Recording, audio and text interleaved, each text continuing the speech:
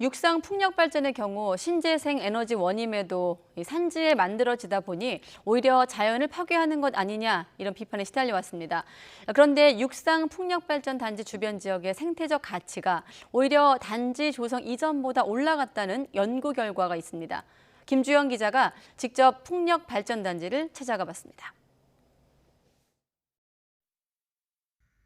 강원도 횡성에 위치한 태기산입니다. 구불구불한 산길을 따라 20분가량 올라가다 보면 해발 1100m 지점에 태기산 풍력발전단지가 나옵니다. 이곳은 산 능선을 따라 20개의 육상 풍력발전기들이 늘어서 있습니다. 한 해에 9만 메가와트, 강원도 횡성군 전체가 1년 동안 사용할 수 있는 전력을 생산하는 곳입니다. 처음 발전기를 설치할 때는 산림을 없앤다는 점 때문에 환경 파괴 우려가 컸습니다. 하지만 최근 공개된 국립생태원의 조사 결과를 보면 그와 정반대였습니다. 식물 생태계의 상태, 멸종 위기종의 발견 여부 등을 종합해 특정 지역의 자연환경 가치를 등급으로 나타낸 생태 자연도 결과입니다. 발전단지가 만들어지기 전인 지난 2007년과 비교했을 때 생태자연도 최상급인 1등급 지역이 점차 늘어나는 것을 볼 수 있습니다. 쉽게 말해 자연환경이 개선됐다는 뜻입니다. 우수한 식생 그리고 멸종위기종이 서식하는지 이런 부분을 보고 판단을 하고 그런 부분들을 실질적으로 조사를 했을 때 생태자연도 1등급 지역으로 판단을 하게 되었습니다.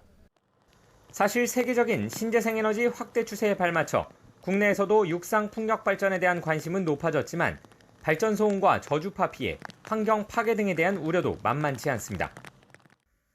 이 때문에 지난 2013년 이후 육상 풍력 발전 허가를 받고도 주민 반대 등을 이유로 착공조차 못한 게 190건에 달합니다. 육상 풍력 발전을 늘려야 한다는 쪽에서는 이번 연구 결과로 풍력 발전에 대한 부정적 인식이 줄어들 것을 기대하고 있습니다. 이 가짜 뉴스가 사실은 굉장히 많아요. 그리고 공사를 할 때 훼손되는 것만 부각을 시켜서 그래서 마치 풍력 발전소가 환경을 다 훼손하는 것처럼 그렇게 좀 과장을 한다거나. 물론 발전단지의 시설 때문에 생태계가 일부 끊긴다는 점이나 산사태 등 주민 피해 우려가 있다는 점은 여전히 문제로 지적됩니다.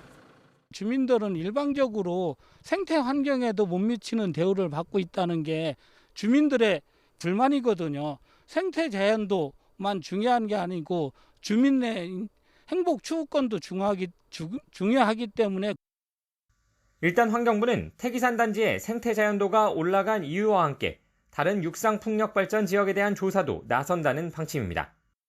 현 정부는 친환경적이라는 이유로 풍력 발전 확대를 추진하고 있습니다. 그만큼 풍력 발전이 환경에 어떤 영향을 주는지 더욱 꼼꼼한 연구와 분석이 필요해 보입니다. YTN 김주영입니다.